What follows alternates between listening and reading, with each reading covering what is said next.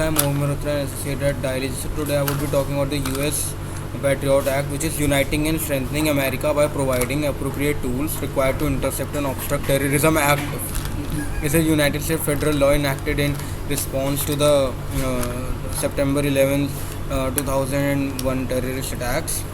So now I'll summarize the same. The act was enacted in October 2001, with the aim of enhancing the governance, surveillance, and investigate powers to prevent terrorism.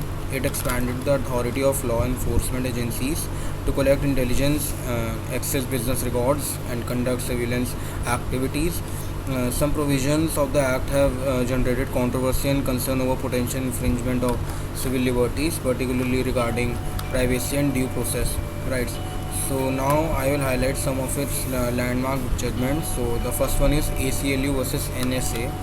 The American Civil Liberties Union, which is ACLU, filed a lawsuit challenging the constitutionality of NSA, which is National Security Agency's warrantless wiretapping program, which was authorized under the Patriot Act. The case raised concerns about privacy and Fourth Amendment's protection against unreasonable searches and seizures.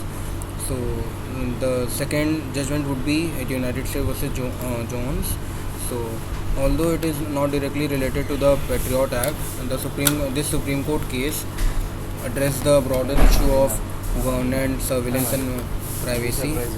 The case examined the use of GPS tracking devices on vehicles without a warrant, raising questions about the Fourth Amendment's protection against unreasonable searches. So now here I will wind up the same, and if anyone of you have any doubt regarding the same, do let me know in the comment section. Thank you.